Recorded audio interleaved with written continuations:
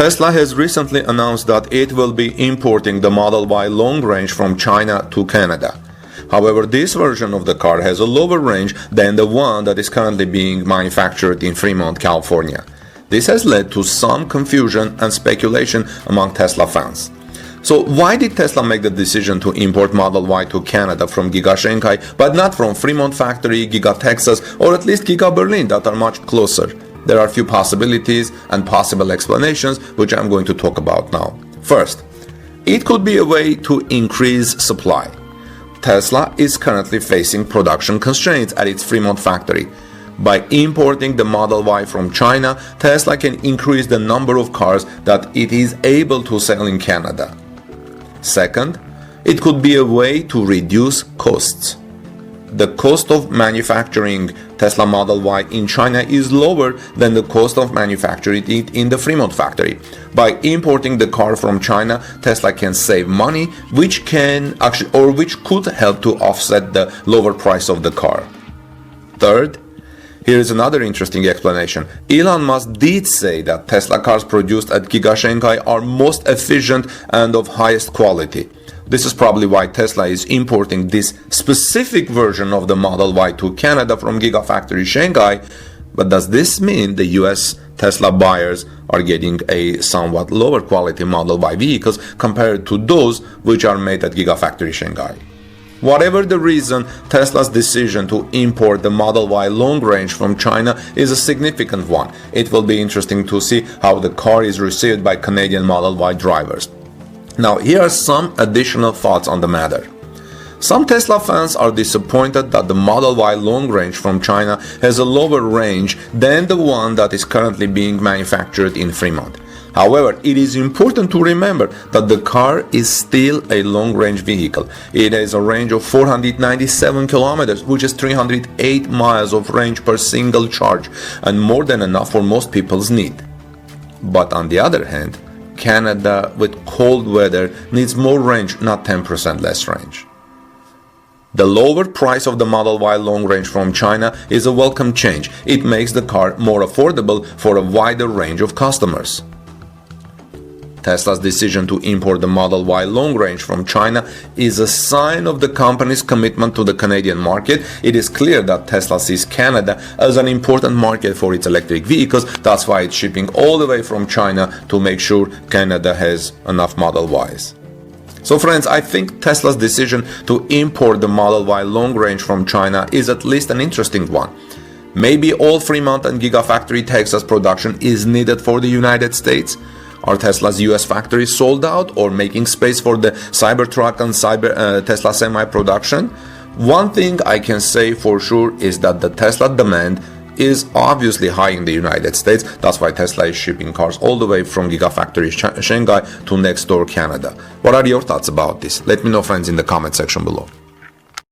Yesterday, Tesla Giga Berlin held a family day for Giga Berlin employees, and I have a rare footage of a factory tour from Giga Berlin, thanks to our friend Jürgen, who tweets at GF for Tesla, who has been chronicling Tesla Giga Berlin from day one. So you're seeing that on your screen. Friends, just like fellow Silicon Valley companies, Elon Musk's ventures such as Tesla and SpaceX are known for their work hard, play hard culture. Long hours and sleepless nights are pretty much expected, but employees can also expect Elon Musk to throw large fun parties for them and their families. A former SpaceX engineer even informed Wired magazine that Elon Musk once converted the SpaceX factory floor into a full-blown carnival for a party. And in 2016, Elon Musk rented out a whole stadium for a simple Tesla party to thank employees for making Tesla profitable. With this in mind, it is no surprise to see Tesla Europe holding a grand family day party at Giga Berlin factory for the electric car company's employees and their families. Images and videos shared online showed that the event was exclusively for Giga Berlin employees and their families. It also involved tours through the facility's production line, which you're seeing on your screen. Reports from electric vehicle community members in the area noted that an evening party was held was held as well after the tour. So scenes from the Family Day celebrations were highlighted by Tesla Europe in a Twitter post, and in our friend's Jürgen's post. The video showcased several compelling events prepared by Tesla for the Family Day attendees, ranging from factory tours through the Model Y production line to dedicated areas for children, including a test truck for child-sized Teslas. Overall, the Giga Berlin Family Day seemed to be a lot of fun and an excellent way for the company to show its appreciation of its employees. Gigafactory Berlin plays a crucial role, friends, in Tesla's operations today as the facility responsible for producing the Tesla Model Y electric crossover and bringing Tesla's most popular vehicle to market in Europe and beyond Europe. The facility is also unique among Tesla's factories as it features a paint shop capable of producing special paint colors such as Quicksilver and Midnight Cherry in red. You have seen those in my videos. So what do you think about how far Tesla Giga Berlin has gone? Let me know your thoughts in the comment section below, please. There are two new photos of Cybertruck's interior, and they have leaked, and they show the truck's rudimentary dash design. Take a look at that, friends. This is Armin Harayan from TorqueNews.com. Despite recent reports that production of the Tesla Cybertruck is nearing, along with a growing number of spy shots showing Cybertruck test modes, we still haven't had a really good look at the interior of Tesla's first cargo bed toting Cybertruck. Now, nearly 4 years after CEO Elon Musk first announced the Cybertruck in 2019, we're getting our first real look at the interior of the Cybertruck. One of the test modes was photographed at a recent Tesla shareholder meeting held in Texas, and the leaked image appeared on the Cybertruck Owners Club forum, which is ironic because, well, there aren't any Cybertruck owners yet, but these are probably the future owners who have put the $100 deposit to be in the line for future Cybertruck delivery.